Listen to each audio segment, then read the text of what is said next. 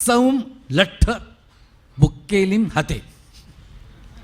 मराठीच्या मिसळीमधले राक्षसी भाषेचे हे उदाहरण पहा.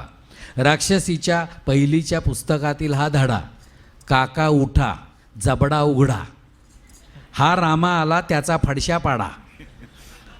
यावरून फडशा, जबडा, टांग, नरडे, गटागटा इत्यादी शब्द राक्षसी भाषेतूनच मराठीत आले असावेत. असो, काही ग्रंथ आणि ग्रंथकर्ते पंतसुद्धा निरीक्षणे. विवेक सिंधू मुकुंद राजानं हा ग्रंथ लिहिला. हा ग्रंथ काहीसा विवेकासंबंधी आहे आणि थोडासा सिंधू संबंधी. महानुभाव पंथ या पंथात कृष्णाची भक्ती करतात. त्यांना कृष्णाच्या आतल्या गोटातली माहिती होती. उदाहरणार्थ, कृष्ण रुक्मिणीच्या तोंडावर म्हणतायत, चांगली उर्वशी सांगून आली होती आम्हाला आणि आम्ही असलं खुळं माकड गळ्यात बांधून घेतलं. टीप: लहानपणी कृष्णाची डेअरी असल्यामुळं असं बोलण्याची शामत असलेला कृष्ण चांगलाच डेअरिंग बाज होता, असं आपलं आमचं मत. रुक्मिणी पण काही कमी नव्हती. तिनं आपल्या नवऱ्याचा जुना पोलीस रिपोर्ट काढला. तोंड बघा उर्वशी सांगून येणाऱ्याचं. गवळणींच्या भानगडीमुळे पोरी सांगून येणार म्हणून गुरं राखण्यापलीकडे शिक्षण नसलेल्या इकडच्या स्वारीला शेवटी तुळशीच्या रोपट्याशी लग्न करावं लागलं. लीळा चरित्र यात काही लीला आहेत आणि काही चरित्र आहेत. याचा उपयोग बऱ्याच वेळा PhD करण्यासाठी होतो. PhD घडवण्यासाठी विद्यापीठात होणाऱ्या लीलांच्या मानानं ह्या चरित्रातील लीला अगदी सपक आहेत असे आम्हीच कुठेतरी म्हणितले आहे. असो, भास्कर भट्ट बोरीकर एक भारीपैकी महानुभावी कवी.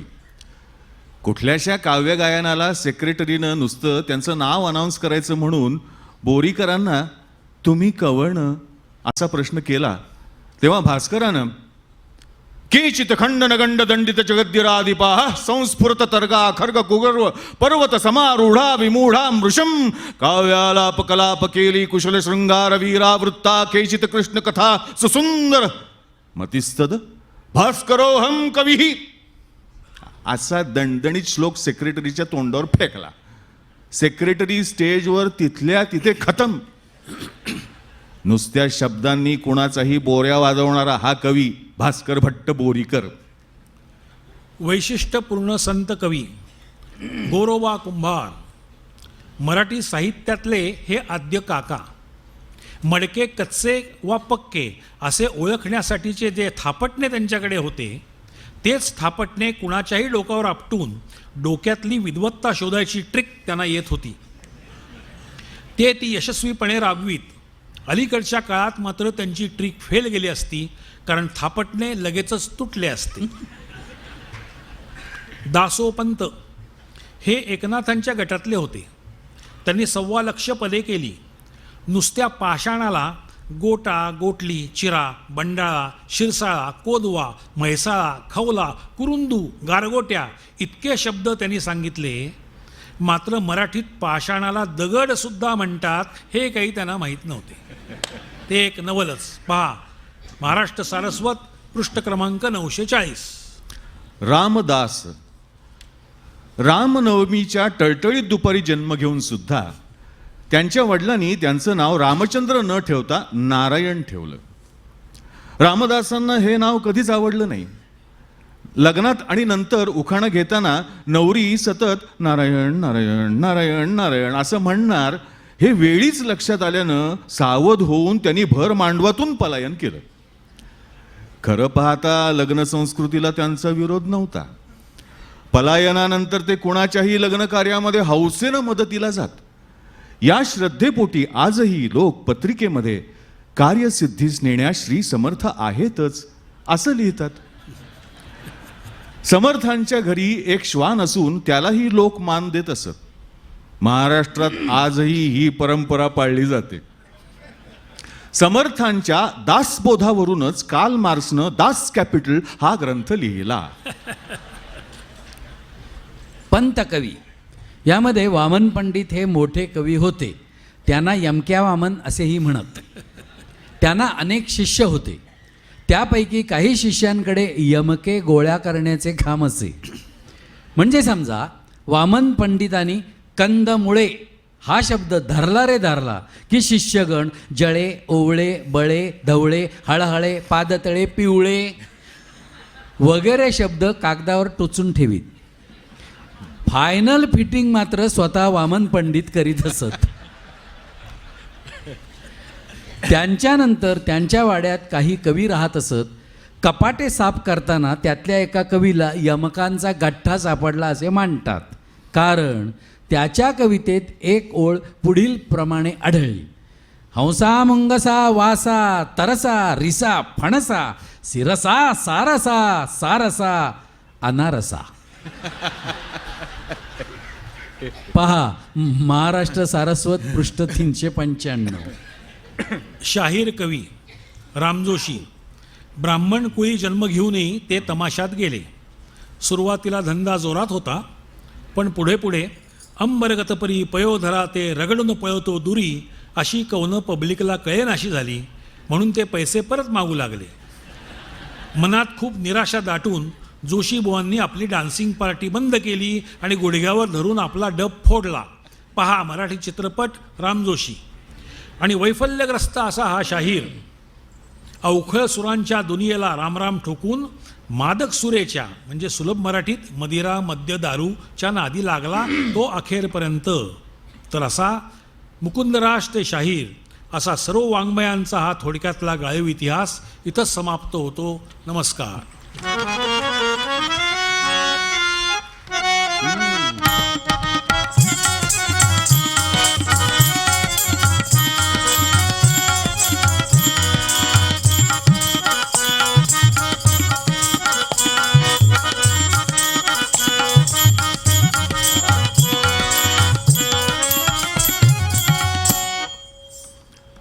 रस्ते. रस्त्यात स्वतःशीच बोलण्याची सवय पुष्कळांना असते. मात्र लहानपणी मी रस्त्याशी बोलत असे. आमच्या लहानशा घराशी हा रस्ता उगम पाहून तो पुढे स्टेशनला मिळत असे. आमच्या घराजवळ त्या रस्त्याचं गोल डोकं होतं आणि जवळच एक अनेक वर्ष पडलेला मातीचा ढिगारा, छोट्या टेकडीसारखा. उशीवर डोकं टेकून पडलेल्या माणसासारखा हा रस्ता पडलेला होता. वा. त्याच्या दुतर्फा वृक्ष चौऱ्या ढाळत नव्हते किंवा हवेल्याही दासीसारख्या उभ्या नव्हत्या. स्टेशनापर्यंत 2-4 बैठी घरं सोडली तर दोन्ही बाजूला भाताची खाचरच होती. तसा हा रस्ता थोडासा निवृत्त, बराचसा भागलेला. शाळा सुटल्यावर मी एकटाच या रस्त्यानं येत असे आणि त्याच्याशी मनसोक्त बोलत असे. खरं तर गाव वसवणाऱ्यानं या रस्त्याला महत्त्व देऊन गाव वसवलं होतं. पण पुढारीपणालाही भाग्य लागतं. नंतरच्या इतर रस्त्यांचे आणि घरांचे काय कट झाले देव जाणे, पण त्या रस्त्यांनी याला आपल्या गटातून उडवलंच. त्याच्या मागून झालेल्या लहान सहान रस्त्यांना देखील नावे मिळाली, पण हा आपला अनाम. आम्ही हे गाव सोडून जाताना मी माझ्या या रस्त्याला हळूच दंडवत घातला होता. आजही माझा तो गंभीर, वैराग्यशील, अनामिक रस्ता माझ्या मनात पक्क घर करून आहे. नंतर आयुष्यात खूप वाटा उडवल्या. अनेक रस्ते ओळखीचे झाले, पण खरंच कुणाशी उभं राहून बोलावंसं नाही वाटलं. माणसांसारखे रस्त्यांचे पण स्वभाव असतात, नशीबही असतात. काही काही रस्ते महाशिष्ट असतात, विशेषतः हल्ली ज्या नव्या नव्या कॉलनीत झाल्यात ना त्यांच्या आसपासचे. काही सनातनी बुद्रुक असतात. आमच्या गावातला नेने आळीतला रस्ता, अण्णा नेन्यांचा बंगला आणि वाडी पहिल्याच वळणावर. ते गावचे सावकार आणि गावच्या हिंदू महासभेचे शाखा अध्यक्ष. नेने रस्ता मला अगदी अण्णा नेन्यांसारखा वाटे.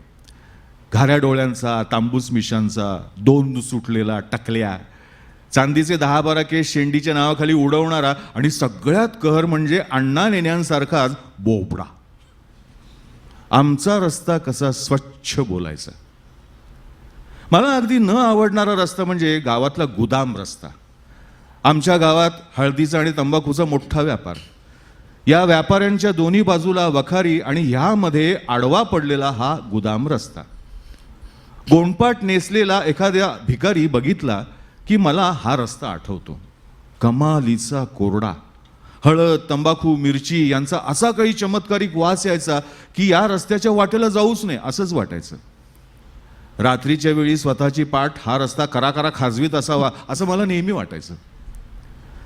माणसांप्रमाणे रस्तेही सुखावतात, दुखावतात, रागावतात आणि रुजतातही.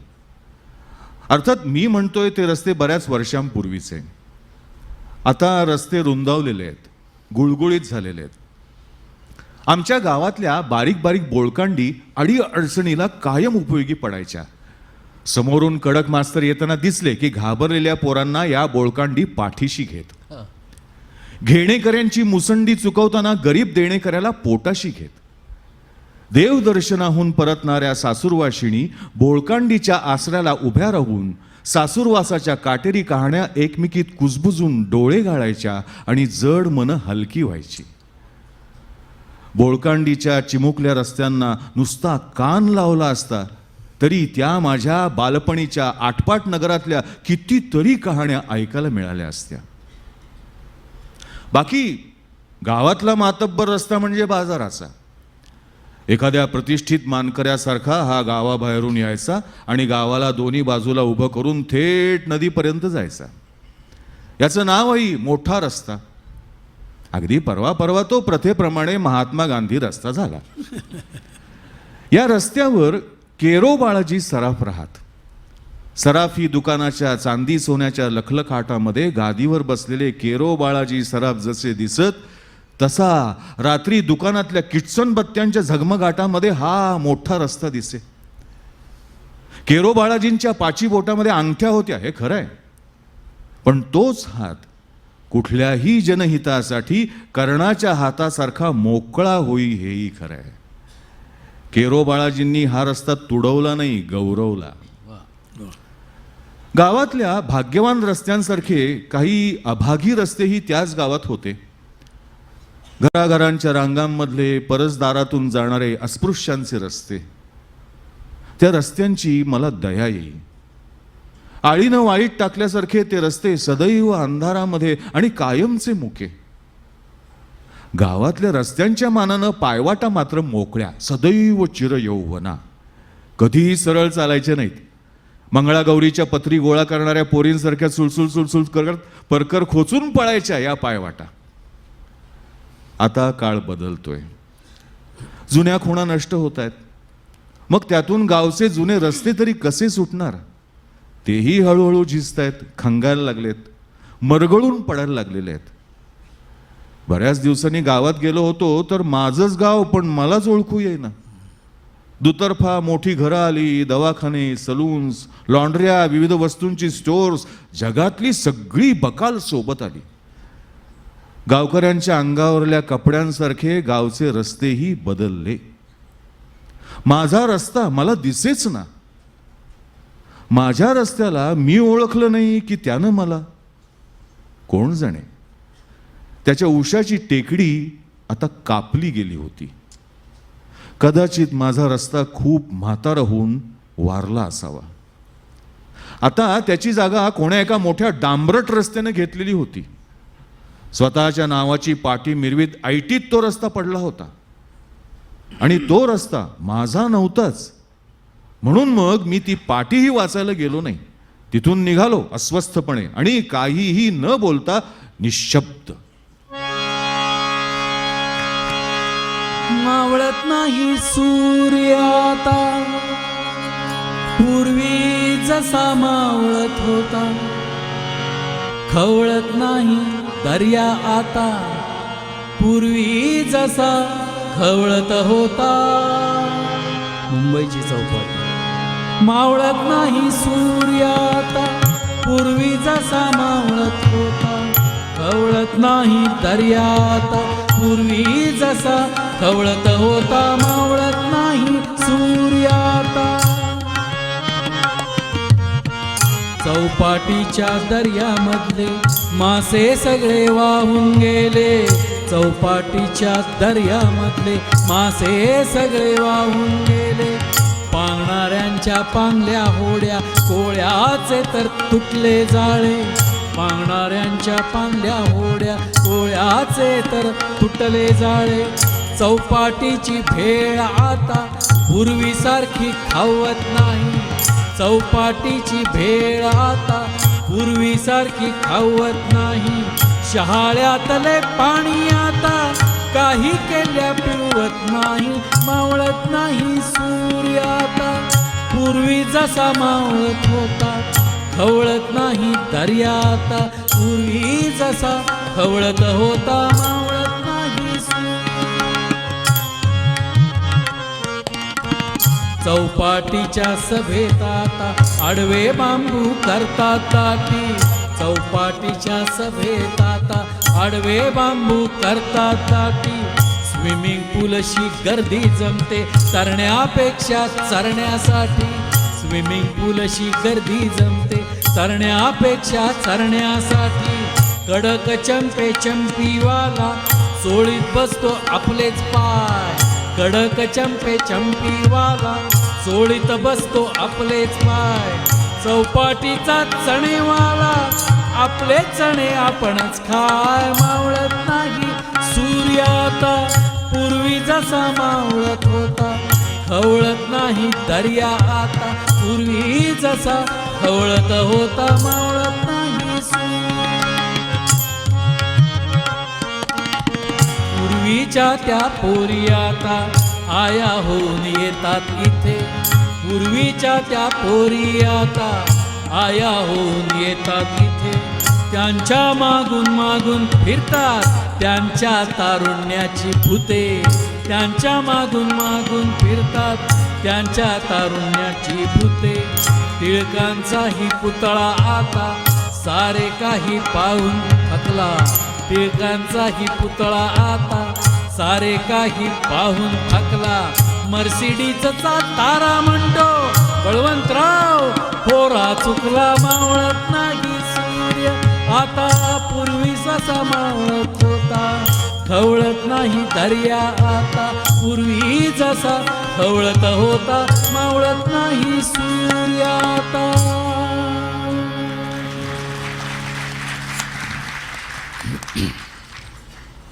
आता पुलंचे काही चिंतनशील लेख आहेत. दया पवार यांच्या बलूत या आत्मकथनावरील त्यांचा हा अभिप्राय आहे. मनुष्य समाज, निसर्ग आणि नियती यांनी निर्माण केलेल्या नाना प्रकारच्या दुःखांनी गदगदलेल्या दगडू मारुती पवार नावाच्या माणसाची बलूत ही आत्मकथा आहे. महार जातीच्या आईवडिलांच्या पोटी त्यांचा जन्म झाला हा त्यांचा मुख्य अपराध. या देशातल्या माणसावर जातीचा अदृश्य शिक्का जन्मकाळीच उठवलेला असतो. हिंदू धर्मात तर तो शिक्का पुसून दुसऱ्या जातीचा शिक्का उठवून घेण्याची हिंदूंच्या 33 कोटी देवांपैकी एकाही देवाची प्राज्ञा नाही. जन्मता क्षणी ते बालक सवर्ण का अवर्ण, अस्पृश्य जातीचा हे ठरतं. आमच्या समाजात सवर्णपण त्या बालकाचं पुढचं जीवन निदान पूर्णपणे विद्रूप करत नाही, पण अस्पृश्य जातीच्या आईबापापोटी जन्माला यायचा अपघात झाला की संपलं सगळं. जन्मकाळीच त्या मुलाच्या पदरामध्ये भारतीय समाज व्यवस्थेनं ते दुःखाचं बलूत बांधलेलं असतं. ते जीवन किड्यामुंग्यांसारखं कसं जगावं लागतं आणि ते जगावं लागणाऱ्या जीवाला जर शिक्षण, बुद्धिमत्ता आणि संवेदनशील मन लाभलेलं असेल तर त्याचा रोजचा श्वास सुद्धा विषारी वायूच्या श्वासासारखा कसा असह्य होतो याचं चित्रण दया पवार यांच्या बलूत या आत्मकथेत पानापानावर आढळून येईल. हा केवळ आर्थिक दारिद्र्याचा प्रश्न नाही आहे, पण या भयानक दारिद्र्याच्या जोडीला हिंदू समाज व्यवस्थेनं अस्पृश्यांवर जन्मापासून मरणापर्यंत जनावरांपेक्षाही भयंकर असं जे हीनत्व लादलेलं आहे आणि त्यामुळे क्षणोक्षणी ज्या भयाखाली थरथरत्या अवस्थेत जगावं लागतं त्याचा या आत्मकथनातून येणारा प्रत्यय वाचकाला हादरवून टाकणार आहे. बाबासाहेब आंबेडकरांनी शिक्षणाशिवाय दलित समाजाला मुक्ती नाही हे ओळखून दलितांसाठी शिक्षण संस्था उभारल्या. अन्यायाविरुद्ध दंड थोपटून उभं राहिल्याशिवाय ह्या गुलामगिरीतून सुटका नाही याची जाणीव झालेला शिक्षित दलित समाज नव्या निर्धारानं त्या दिशेनं झुंजही घेऊ लागला. पण त्यातूनच एक नवा पांढरपेशा दलित तयार झाला. त्याचं खेड्यातल्या अशिक्षित आणि सर्वार्थानं दलितावस्थेत राहणाऱ्या आपल्याच बांधवांशी नातं तुटलं.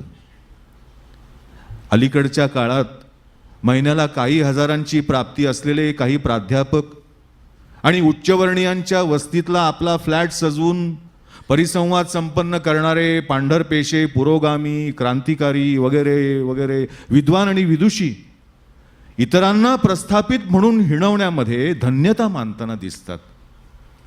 तेच ढोंग दलित पुढारी म्हणवणाऱ्या काहींच्यात झिरपताना दिसतं.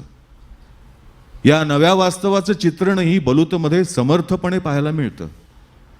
अखेरीस दगडू म्हणतो, दुःखानं गदगदताना हे झाड मी पाहिलेलं, महारोग्यासारखी झडलेली पानं आणि मरण येत नाही म्हणून मरणकळा सोसणारं हे झाड दुःखानं गदगदताना मी पाहिलेलं.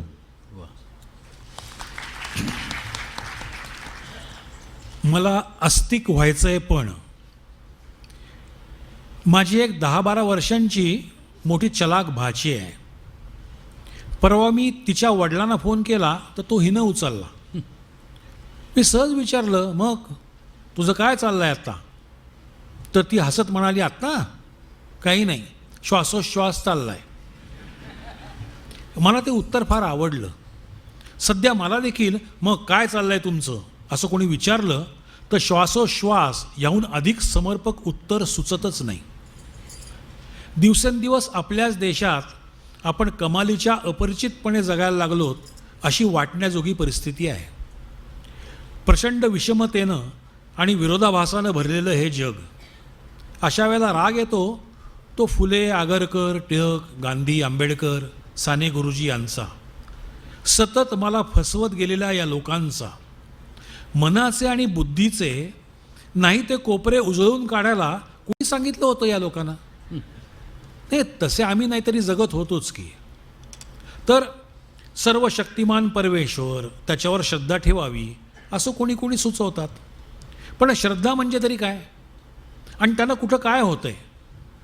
जगातले बरेचसे देश हिंडून आल्यावर माझी खात्रीच पटली आहे की देवाचे आपल्या देशात जितके लाड केले जातात तितके इतरत्र कुठेही होत नसतील. प्रचंड धनवान अशा सिद्धिविनायकासमोर दर मंगळवारी हजारोंच्या रांगा लागतात. आमच्या तळमजल्यावरच्या हॉटेलाच्या बाहेर देखील मध्यरात्रीनंतर अशीच एक मोठी रांग लागते, उरलं सुरलं अन्न आपल्या भांड्यात जमवण्यासाठी. या दुसऱ्या रांगेसाठी काही करायला हवं असं त्या विघ्नहर्त्याच्या मनात काय येत नाही? देव दिनांचा वाली आहे आणि संकटकाळी तो भक्तांच्या मदतीला धावून जातो, ह्याचे पुरावे पौराणिक आणि ललित गद्य साहित्याखेरीज मला कुठेही सापडत नाहीत. मुळात देवांनासुद्धा माणसासारखं नशीब असावं लागतं.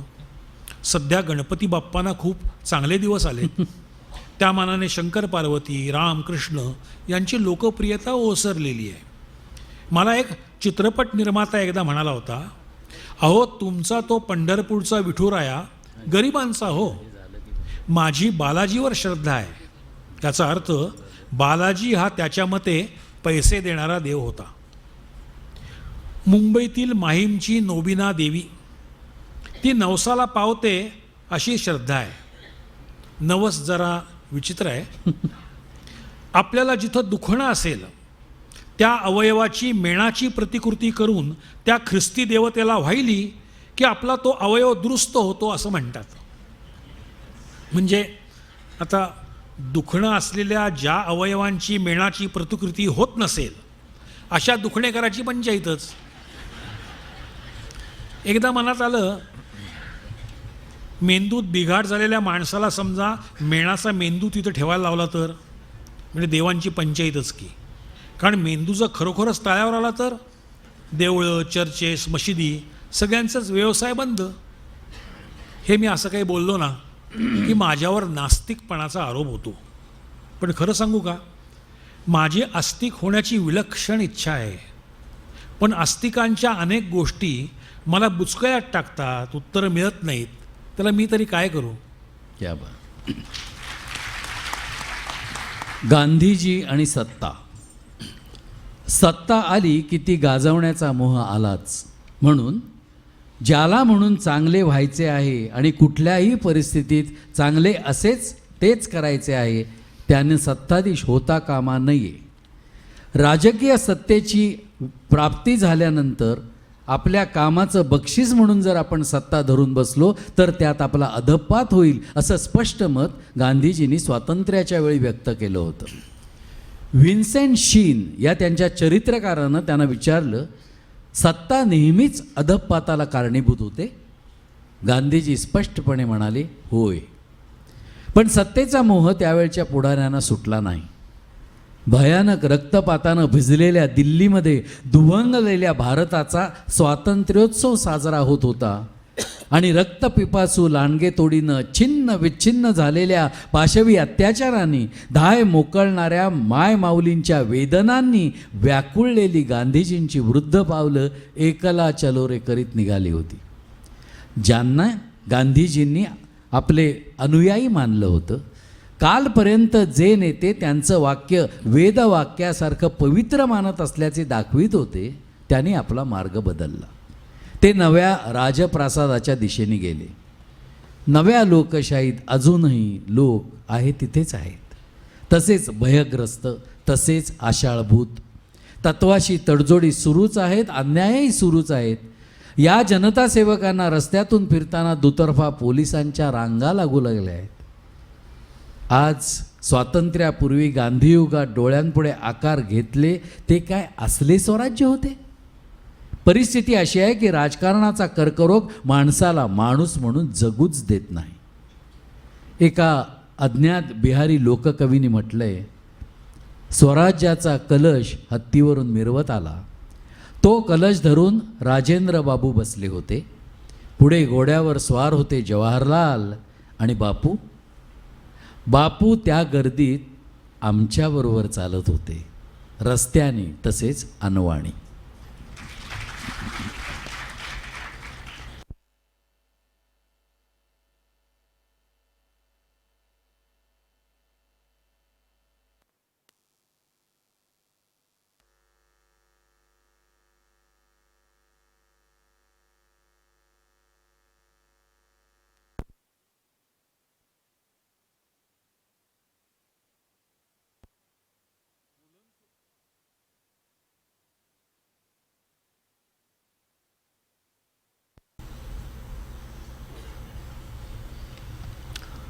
पुलंचं बंगाली संस्कृती आणि भाषा यावर अतिशय प्रेम होतं.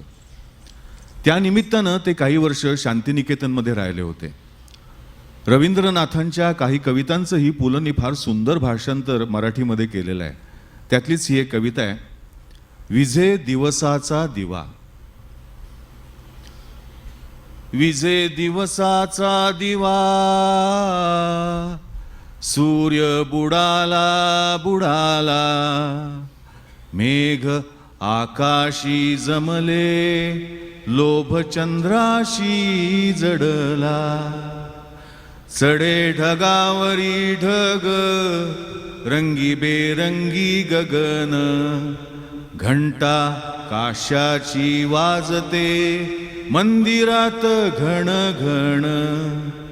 पल्याडचा ये पाऊस, धूसर हो झाडपाला, शिरी मेघांच्या अल्ल्याड, शतमाणिकांच्या ज्वाला. अशा हवेत वादळी, मनी शैशवीचे सूर. टप्प टप्प ये पाऊस, नदीला ग आला पूर. सारे आकाश भरून, चाले ढगांचा धिंगाणा. देश देशांतरी खेळ कोण अडविल त्यांना विजे दिवसाचा दिवा सूर्य बुडाला बुडाला मेघ आकाशी जमले लोभ चंद्राशी जडला लोभ चंद्राशी जडला. वा वा